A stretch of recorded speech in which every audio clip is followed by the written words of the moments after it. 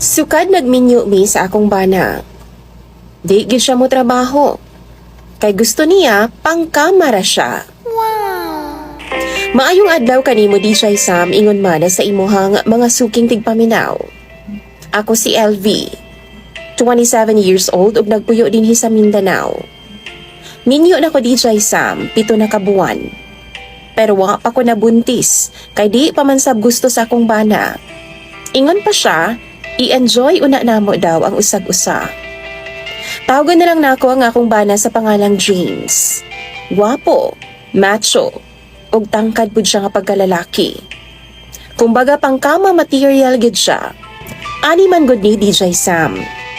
College pa lang ning duha, suod gid ni. Anak man ni siya sa kumpare sa akong papa. Di pa miuyab DJ Sam, sige na siya pangutana sa akong guwapo bagi daw siya. Para ma-boost pod ang iyahang confidence. Tubagon pod nako siya oo kay tinuod man sab. Pero pakapina nako DJ Sam, nga mura siya og si Richard Gomez. Kung mabana nako, guwapo, kulungon gyud ako sa balay. Bahalag ako ray mo trabaho og mubuhi sa iyaha. Mauna ang nakatatak di ay sa iyang huna-huna. Pero ni adto nga time DJ Sam, mukatawa ra siya kung makadungog siya nga mistorya ko ana. Dili mapud ko seryoso ato nga time. Malay ko ba nga gidibdib da ito niya ako mga gipang storya. Hangtod ni graduate naming duha sa college DJ Sam. Naa siya'y nauyab pero gabulag gihapon sila. Wa magdugay ang ilang relasyon. Nagayaw-yaw na siya sa akwa DJ Sam samtang ga-share. Daggo lagi daw kaon ang iyang mga nauyab, etc. etc. Ug di daw siya ganahan kay kalas daw kaayog kwarta. Di pa gyud daw mo share DJ Sam. Gisungog pagani nako nga dapat lang kay siguro humaninyog kaon. Sila naman pod ang imong kaonon. Ana pa siya DJ Sam, kung single pa daw siya inig 25 ug ako po daw single pa daw. Kami na lang daw duha ang magminyo. Joke ra to para nako DJ Sam. Wa nako to gidibdib. Kay niadto nga time di gyud nako siya bet. Suod jud kayo ming duha ni James. Actually, nagtuo gani ang uban nga uyab ming duha. Makonsidera jud ming duha nga BFF DJ Sam. Ako ang iyang girl best friend. Ana pa siya DJ Sam. Duha daw niya ka naging ex kaniadto, grabe daw ang selo sa ako Kabaw pa lang ko, nidistansya na unta ko sa iyaha. Ang tinuod DJ Sam, never pa ko nagkauyab, sukad-sukad. Kay gawas sa dili ko kagandahan, di pod ko artihon DJ Sam. Boyish pagid kong manamit.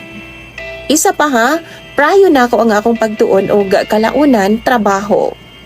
Pobre mi DJ Sam. Maong kinahanglan na mukayod gid kog taman aron di pud maagian na sa akong mga anak puhon-puhon ang naagian na akong kapait sa akong pamilya. Pero nakanindot lang kay love me sa among mga ginikanan. Gitaguyod ko sa akong mga ginikanan para makahuman. Maong dapat lang nga ako silang unahon og suklian. 17 anyos ko DJ Sam diyang nag-start kog trabaho, part-time. Wa masayod ang akong mama ug papa ana. Kay gusto nila, makatutok lang jud ko sa akong pagskwela. Pero naluoy man gud ko pag-ayo sa ilaha DJ Sam. Nag-sideline ko sa usa ka fast food chain. 4 lang ka oras ang akong trabaho DJ Sam. Maong di kaayo ko stress. Di na ko mapasagdan akong pag-eskwela. Usahay ako ang ingnon si mama nga di na lang ko padalhan kay naa pa ko'y bilin sa akong allowance. Pero ipugos gid nila DJ Sam. Usahay gani makabalita pa kung nangutang sila para sa akong allowance. Maluoy kay ko sa ilaha DJ Sam. Mao nang sweldo nako og sobra nga ginahatag nila, ako agid ang ginatigom DJ Sam. Kay ako mga ginikanan umalang intawon ang pangita pod. Gikan first year college ko DJ Sam, nagtrabaho nako sa food chain. Gitigom ko ra na sa akong gikaingon. Diyang nag-graduate ko, gihatag na ako kang mama tanan-tanan akong ipon. Niabot pud to og 200,000 pesos ang akong gihatag ni mama. Reward to sa ilang pagpaningkamot para sa ako Di unta nila dawato ni papa, pero ako ag yung gipugos sa DJ Sam. Wa ko'y gisaya nga panahon. Human ako may graduate, nagtrabaho na po dayon ko. Happy kaayo si mama sa ako ug ingon man si papa. Duha rami ka mag-igsuon DJ Sam, maong paghuman akong eskwela, nakaluwang-luwang yun sila. Kay isa naman lang ang ilang ginagastuhan. Plus, ginatabangan pa nako sila nga paeskwelahon ng akong manghod nga lalaki. Gapada ako sa ila buwan-buwan DJ Sam half sa akong sweldo. Dili ko gastador kaysa ako nang gikaingon, wa gid ko'y maintenance akong lawas. Wa ko'y kaartihan DJ Sam.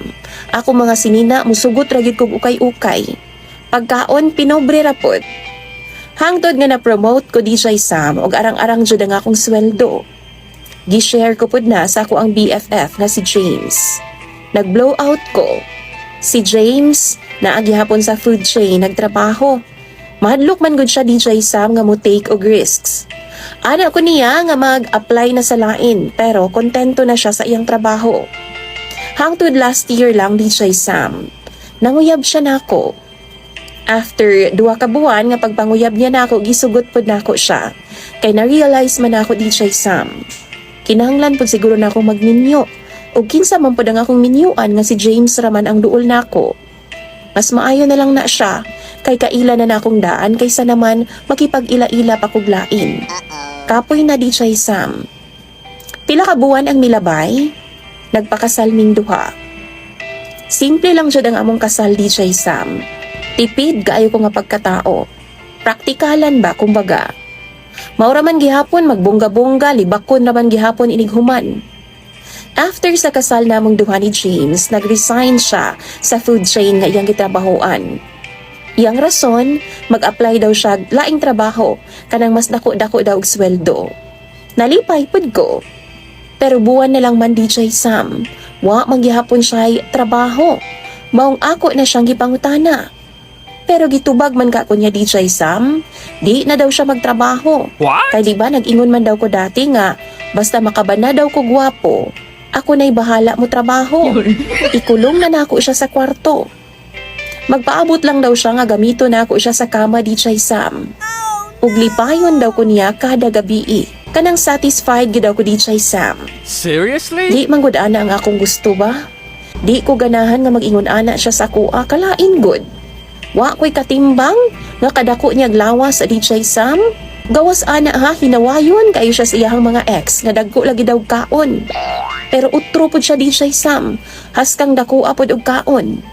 Times 4 siguro sa normal nga lalaki. Sa una DJ Sam, abi na kog joke lang tong iyaha.